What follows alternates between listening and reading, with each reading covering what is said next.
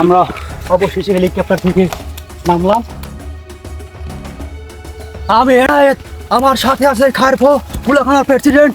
আমরা আজকে শিখাবো জঙ্গলে কি আটকা পড়লে কিভাবে মানুষ সার্ভাইভ করে। হ্যাঁ, দৌড়াতে হবে। হ্যাঁ, কিভাবে মানুষ সার্ভাইভ করে আমরা আজকে আপনাদের শিখাবো। আমার হেলিকপ্টার থেকে নামার পর আমরা এখন যাচ্ছি এই গিরিখাতকে টপকানোর উদ্দেশ্যে। আমার সাথে আছে কুলাখানার প্রেসিডেন্ট খায়রফো হোসেন খান। এই রাস্তার বাইকটার সাপের মতো দেখতে, এটা আসলে সাপ নয়, এটা একটি বড় বড় তাল গাছে হয়। এই ফলগুলো বেডা তাল গাছে এই ফুলগুলো হয়, যার দেখতে অনেকটা রাসেল বাইকার সাপের মতো, কিন্তু এটা একটা বেডা তাল গাছের একটা ফল। এটা তাল ফল, বেডা তাল ফল। চলে সামনের দিকে যাই। এরপর এইটা আমরা এখন মানুষকে বুঝাবো যে এরকম একটা জঙ্গল পরিস্থিতিতে কিভাবে মানুষ টিকে থাকতে পারে। হ্যাঁ, এখানে প্রথমে আপনার যদি লঙ্গি করে আসেন, ডোকাছুটি দিলে ভালো হয়, কারণ কাদা কোদা লাগতে পারে লঙ্গিতে, তাহলে আর লঙ্গি ধোয়া লাগবে না।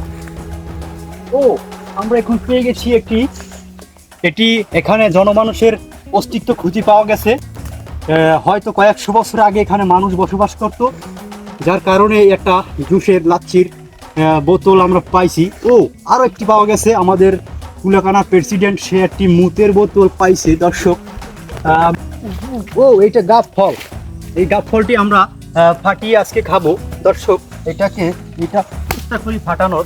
ও ঠিক আছে, এটা লেত্রা উল্টো দিকে গেছে, আলাদা ছোট ছোট বিচি। ও, অনেক সুস্বাদু গাব ফল। খুব সুস্বাদু, এটা খাইলে মনে করেন 3000 বছরে আর খিদে লাগবে না, এইরকম একটা ফল। ও,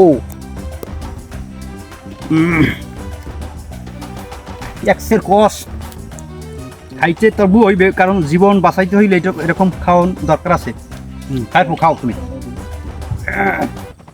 খাইবো, হেলিকপ্টার শব্দ আসছে।